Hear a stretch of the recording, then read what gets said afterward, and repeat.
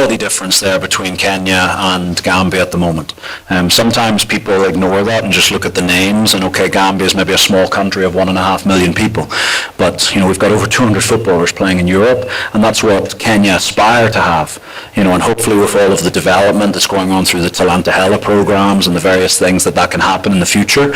But for us, it was about, first of all, matching the Harambee Stars in the fight, in the running, in the work rate, because we know, look, this Harambee Stars team, I don't know that there's a team on the continent that works harder than the Harambee Stars. Even when it's 3-0 down, they're still running. They're not giving up, and that's huge credit to what the coaches are doing and just the character of the players. But for us, we first of all had to match them in that, and then gradually be patient on our quality to take over. And you saw that, we scored some really nice goals today. In the second half, look, it was probably harder than it needed to be at 3-0 at half-time, but we knew Kenya would come out hard against us. We were disappointed to concede the goal. Obviously, we were waiting to make that substitution on the side to swap out the winger. Yankuba was, fatiguing a little bit, and yeah, look, 3-1, we're really pleased to come away anywhere in Africa. Is incredibly hard to win and pick up points, and especially when you have a capacity crowd like today. So I think, look, it's a new team. If you look at the Gambia players who were in the lineup 18 months ago, 2 years ago, when they were at the AFCON, there's only maybe 2 or 3 of them still in the starting 11. There's a lot of young guys who were at the U20 World Cup a couple of years ago, and so they're maturing as a team, and that's what we said at halftime. We said, what type of team do we want to be? Do we want to be a team that can see out a strong position? And we showed that, so we're pleased. There's more to work on, but we're pleased. Thank you, Coach. Questions? No?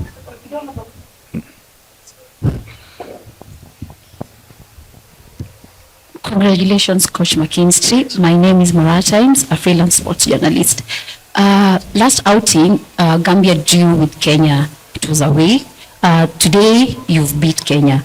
I would like you to mention maybe any of the changes you've seen or the quality of the Kenyan squad. And also another question I had is, do you see yourself in the future coaching the Harambee Stars? Thank you. So the last game we were very disappointed by. When we drew 3-3, in all honesty, we could have been 4 or 5 goals ahead in that game, and we missed a couple of chances today as well. There was a couple of big chances. We could have been 4 or 5-0 in front today as well.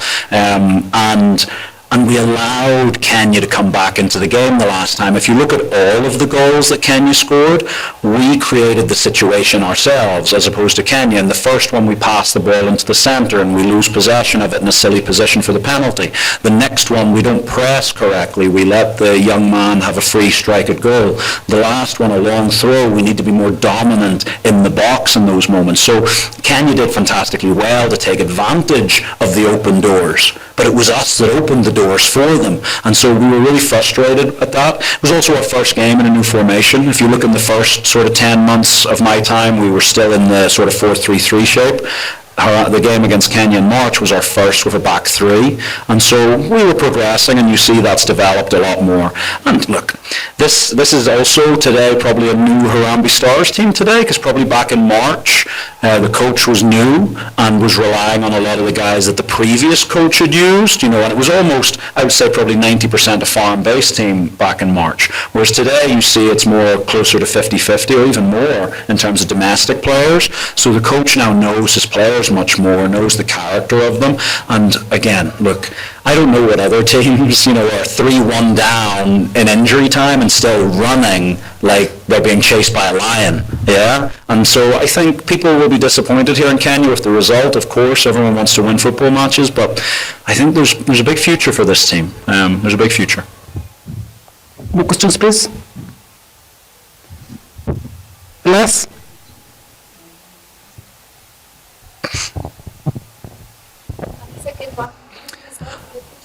Look, I think Kenya have exactly the right coach that Kenya needs right now. I was, without going over old ground, if you go back to some of my interviews when I was working here, I was a little bit outspoken about some things.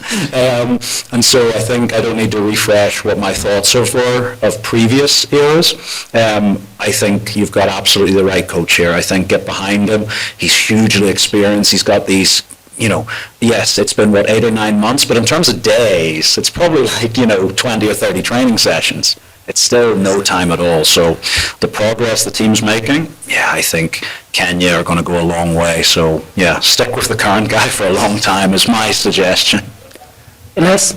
Yeah, Coach Elias here. Taking advantage of your experience in Kenya, it's not always easy to play at altitude. Mm-hmm. How did you approach the game before you came to Nairobi? And how did you see how, the match management was quite spot on. How did you take in the fact of altitude and how difficult it is to play in the second half in Nairobi? Yeah, look, I think part of it in terms of the altitude, we actually didn't really talk about it with the players much because we mentioned it for the first time at halftime today. We knew, but we didn't want to mention it. And so, because sometimes the psychology can get into it, but what we did is we made, I don't think we were on the training pitch for more than maybe an hour and 10 minutes in any of our training sessions. Even yesterday we did 44 minutes because we knew we had to stock up those energy supplies, and also we knew that we had to make substitutions. And look, we've got a very talented bench. If you look at where the players who we brought into the game are playing, they're playing in Europa League, Champions League, these are guys who are talented. So we know we can go to our bench. And the other thing as well, which is unique in this game, and especially because the team is more home-based, more domestic now for Hamby Stars, any of the domestic players, I knew exactly what they were going to do when they came on. I know how these guys, I know how Ogam plays, I know how Sylvester plays, I know how Fanyango plays, I know how Abud plays. So these are things that's just a one-off advantage. You know what I mean? So even when we saw Alpha coming on, when Alpha comes on, he's going to hit those diagonal passes, and if no one presses him, if someone blocks off the diagonal, he's going to drive 2 or 3 meters and then try and connect. I know all of these things because I helped him get to that level. So that's a one-off, though. I don't think that can be a criticism for what Harambee Stars did. One final question for you. Coach, what did this match mean to you? Because you've seen you came in Kenya early enough, a few days to the match, or 1 week or so.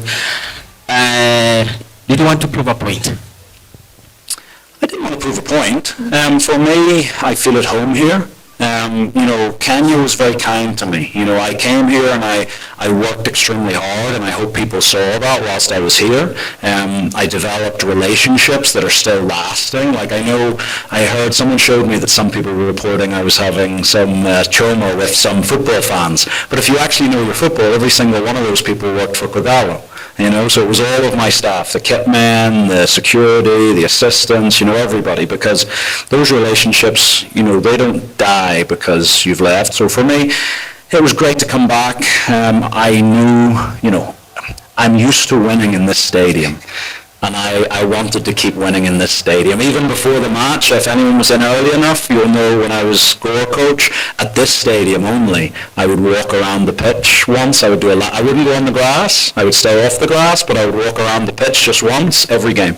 I did it again today because I was like, well, we've had some really good times here, so let's hopefully do it again. But now we go on to the next game. Hopefully now, also, for all the Kenyans, hopefully you've enjoyed watching our players here, and I know you guys are playing Seychelles on Tuesday afternoon, but if you want some late night football, there's a game in the evening kicking off at Nyayo, which is the Gambia versus Burundi, and so we would fully welcome any Kenyan support that they would want to lend us on Tuesday night. Thank you, Coach. All the best. Thank you very much, guys. Thank you.